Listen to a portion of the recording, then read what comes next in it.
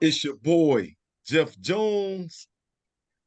It is the one and only upset specialist, Thomas Boykin. Yeah. Always and forever who? Mr. Mike Jones. And this is 234 Sports Talk. Fellas, let's talk about it. Let's talk about it. Let's get it. 49ers Woo-wee. have lost 2 in a row. 2 in a row.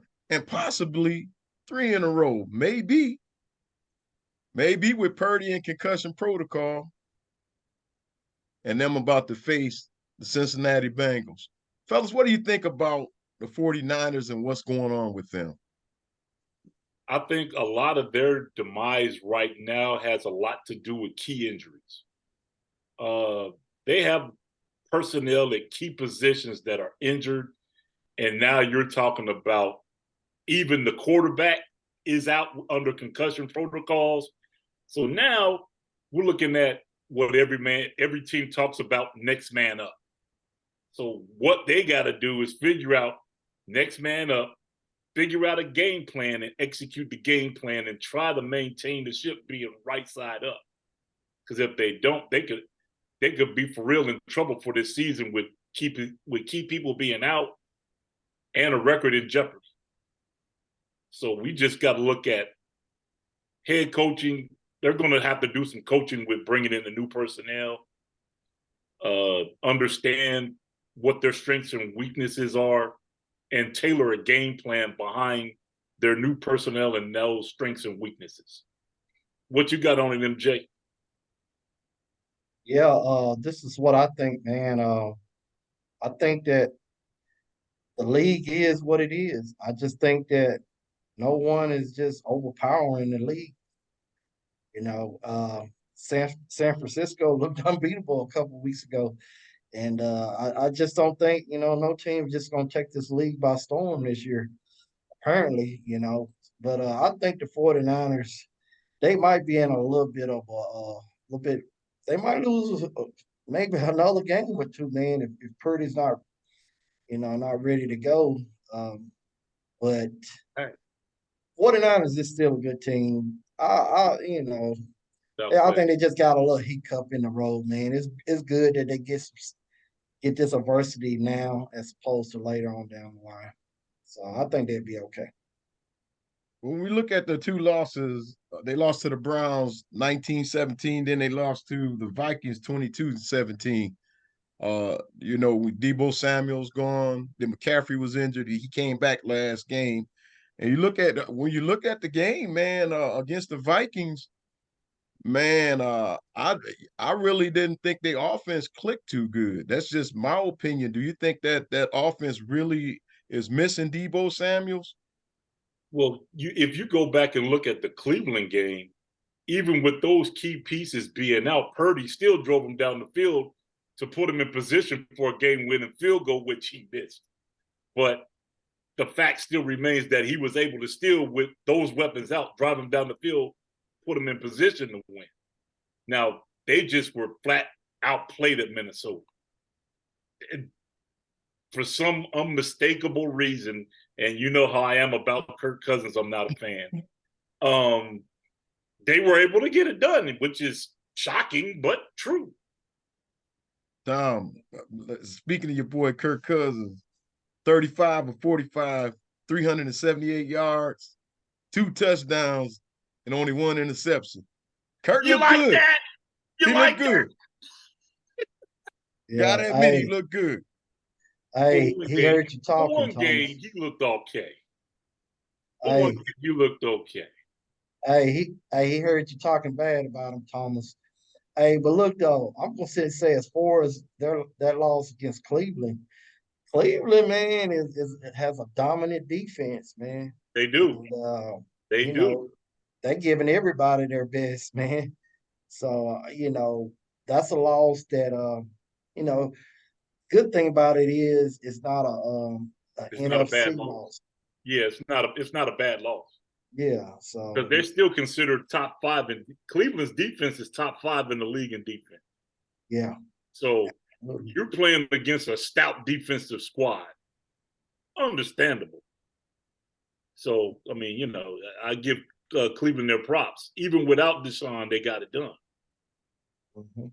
So, I mean, it is what it is. They still got work to do offensively, but defensively, they're there. They're ready.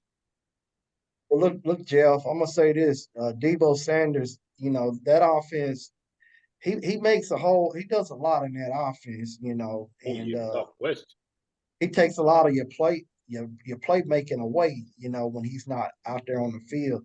And so you got to always count for number 19, and if he's not there, you can almost get a beeline on your quarterback, because now the balls can only go certain places. And Right. and those, yeah, and that wide receiver, man, they don't. I mean, other than, I can't think of the guy named number 11. Other than that, and Kittle's, I think you can play press man on the outside with the receivers, and pin your ears back and go out to Purdy. So Yeah, they'll find more. What they'll do with him out, they'll find more inventive ways to get McCaffrey involved in the game. They're yeah, gonna I have forgot. to. Yeah. They're gonna have to. It's without question. Mm-hmm. So you guys just think it's a bump in the road, and when Yeah, they I get think all the pieces back, they'll be back to who we know them to be. I think the injury bug has them plagued right now, and they just got to plug in the new pieces and game plan around that, and they'll be fine. Yeah, I agree with Thomas. Yeah, it's just a bump in the road, man.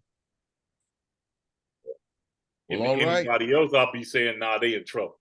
Like, i.e. Dallas, they be in trouble. i.e. Minnesota, they be in trouble. But, I mean, there's very few places where you can plug in with a bump in the road and still continue a successful season. I think those are the way that team is coached. That's one of those teams that can still plug in and still get the job done. So it won't be any problem then with the backup Sam Darnold coming in, or Sam Darnold, I'm sorry, coming in and filling in Brock, for Brock Purdy during his concussion protocol. You think he can make it happen? There's going to be a difference because of the way Purdy reads and the way Darnold reads and the way the ball release comes out of Darnold versus Purdy is going to be something different because the timing is going to be off. But I think what they'll do is game plan for that and figure out how to keep that wheel rolling. Yeah, I think they're gonna take the ball out of Sam Darnold's hands Yeah. a lot more, and they're gonna lean more on McCaffrey. Yeah. He's gonna get a heavy workload watch. I think I agree wholeheartedly. The running game is going to get a lot more stout. They're going to do a lot more running, a lot more play action, a lot of more swings and screens to get the ball out of his hand quick. Yeah. So any predictions for this game against the Bengals? If they go to sleep offensively like they did last week, Cincinnati is starting to come around. And Cincinnati can pose a really large problem for them, especially with Chase out on the corner demanding the ball and pretty much getting good results when he demanded. It's going to be some issues. But the upset specialist in me might take the sleeper and take the Bengals in this one. They may take one more L before they wake up. Give me the Bengals on a 7-point win. Wow. I really don't know who to take in that, man. I just got to see Sam Darnold underneath center. But my gut is telling me that it's going to be a pretty close game. So Mike, you want me to pull? we out a gotta get card? you to we So gotta you get got you to to call commit, one. brother. You got to commit. I'm gonna declare the 49ers gonna win this game. Okay. I can't see these guys losing 3 in a row.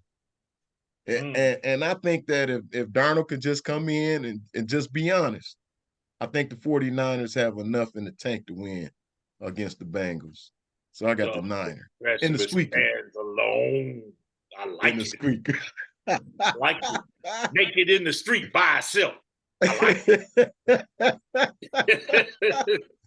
All right, fellas. It's been a real one. Until next time, 234 Sports Talk. You can catch us right here on YouTube. You can catch us on TikTok. You can catch us on X. You can catch us on Instagram. Want you to like, want you to subscribe, want you to comment, and we will reply. Till next time, we out. Peace. Peace, peace.